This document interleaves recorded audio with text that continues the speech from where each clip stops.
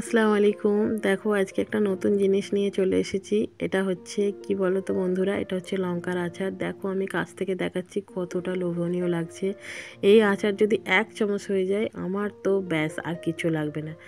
আর বরাবরই আমি লঙ্কার প্রতি একটু আসক্তি আছে, তো যাই হোক খুবই আমার পছন্দের একটা এটা খুবই সিম্পল একটা রেসিপি। রেসিপিটা শেয়ার করার মতো কিছুই নেই, একটা সিম্পল রেসিপি। তবু এটা বানাবেন, যেহেতু শীতকাল আসছে, আচার কিন্তু লাগবেই। তো যাই হোক, সবাই স্টোর করে রেখে দিতে পারো, কোনো সমস্যা নেই, সিম্পল রেসিপি। তবে আমি যে রেসিপিটা শেয়ার করছি, আমি খুশি হব যদি আপনারা এটা একবার ফলো করে বানান। এমন কোনো নয় টাফ। তো যাই হোক, লঙ্কার বোটাগুলো প্রথমেই ছাড়িয়ে নেব, তারপর লঙ্কাগুলোকে কেটে ধুয়ে ভালোভাবে আমরা পরিষ্কার করে নেব। তো আমরা চেয়েছিলাম যে একটু লঙ্কার আচারটাকে একটু পেস্ট মতো করে নিতে। অনেকে পেস্ট করে, অনেকে কুচায়, তবে পুরো এইভাবে ছোটো ছোটো করে কাটতে গেলে মানে হাতটা খুবই জ্বালা জ্বালা করে। তো যাই হোক, আপনারা এই রিস্কটা অবশ্যই নেবেন না, এটা একটা ট্রিপস মনে করে রাখতে পারেন। আমরা মিক্সার গ্রাইন্ডারে আপনার একটু হালকা করে ঘুরিয়ে নিলে যেটা আধ ভাঙা মতো হয়, সেরকমটা হলেই হবে।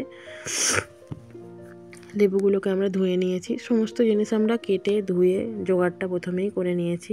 একটা স্পেশাল মশলা আছে যেটা আমরা এই আচারের মধ্যে ব্যবহার করছি, যেটা হচ্ছে শুকনো খোলায় ভাজতে হবে সর্ষে, শুকনো লঙ্কা এবং জিরে। এই 3টে জিনিসকে শুকনো খোলায় ড্রাই রোস্ট করে নিতে হবে। তারপর ওটা মশলা বানিয়ে নেব। রসুন আদা সমস্ত কিছু ছাড়িয়ে ছোটো ছোটো করে কুচি কুচি করে কেটে নেবো। এখানে আপনার পেস্টও ব্যবহার করতে পারেন, সমস্যা নেই। তো সমস্ত কিছু আচারের মধ্যে দিয়ে এই আচারটাকে আমরা রোদে শুকাবো না। রোদে শুকালে ভালোই হবে, কিন্তু লঙ্কার মধ্যে একটা রস থাকে, একটা মানে জল জল ভাব থাকে। তো এই জলটাকে মারার জন্য আমরা 2 দিন কড়াইয়ের মধ্যে আমরা একটুখানি ভাজা ভাজা করে নেব। তারপর আমরা বয়মের মধ্যে রেখে তারপর ওটাকে আমরা রোদ্দুরে দেবো। রোদ্দুরে দিলে আচার খুবই সুন্দর মানে পচনটা আসে এবং ভালো লাগে। কিন্তু এটা আমরা কড়াইয়ের মধ্যে 2 দিন করে নিলে এটা পুরো একদম সেফটি হয়ে যাবে, খারাপ হওয়ার কোনো চান্সই থাকবে না। অবশ্যই মোস্ট একদম জিনিস হচ্ছে যেটা ভিনেগারটা আপনারা অবশ্যই দেবেন, যেহেতু কাঁচা লঙ্কা খারাপ হয়ে যাওয়ার চান্স থাকবে। আদা রসুন যে মশলাটা করে রেখেছিলাম সেই মশলাটা পুরোটাই দিয়ে দেবেন। সমস্ত কিছু মশলা দিয়ে লেবুর রস দিয়ে কড়াইতে করে নিয়ে অবশ্যই বানাবেন। কেমন লাগলো আমাকে অবশ্যই কমেন্টে জানাবেন। আমি খুব খুশি হব যদি আপনারা আমাকে খুব অনেক কমেন্ট করেন, এটা বানিয়ে কেমন লাগলো বলবেন অবশ্যই। আমার কাছে এটা তো বেস্ট হয়েছে, আর আমার কাছে এটা হলে আমার আর কিছুই লাগে না। আমি যাই তরকারি দিয়েই ভাত খাই না কেন, আমার একটু আচার লাগেই। তো এর মধ্যে সর্ষের তেলটা একটু বেশি দিতে হবে পরিমাণটা, কারণ সর্ষের তেলের উপরেই আচারটা তো থাকবে।